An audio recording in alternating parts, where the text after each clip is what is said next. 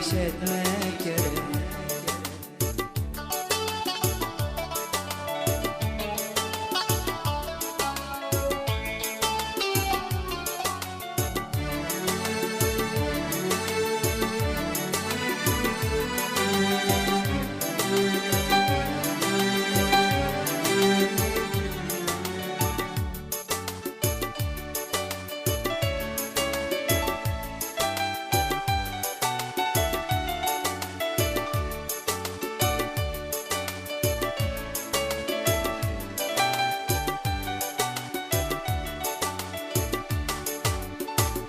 Yıkılan elinden tutup güldürsen, yetimler başını silap güldürsen, özgücü gayratın ile bildirsen, okuyup okudup öğretmek gerek. Ey yigit özüne kıymallah sana, bu gaflet okudan oyanmak gerek. Yerinden kalıp durup baksana, oylanmak vaktida iş etmek gerek.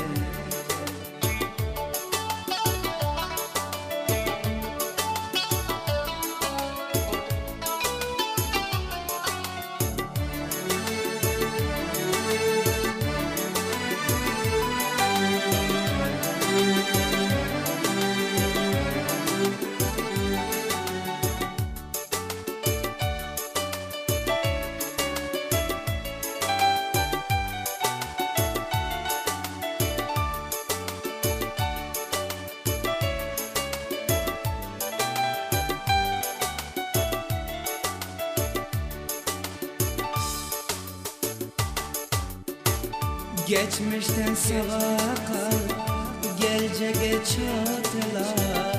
Kaderdan dostların her saat yaklar.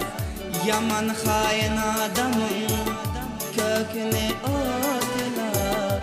Otlayıp çiğredip kurutmak gerek.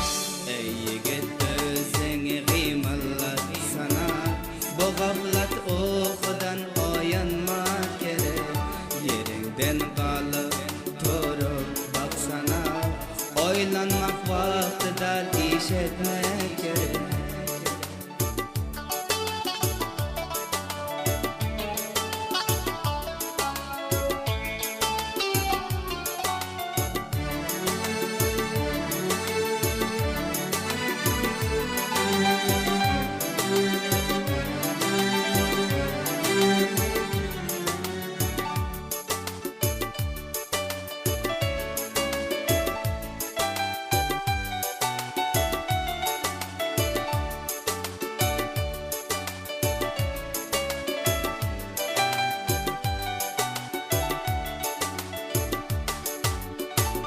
Ayağın çaparlar bolsa düşmanım, namerda başınma çıksa da canım. Ey yigit sen mersen sakla imanım, haini ağlama gör kezmek gerek. Ey yigit özüne kıymallah sana, bu gaflet okudan oyanmak gerek. Yerinden kalıp durup baksana, oylanmak vaktida iş etmek gerek.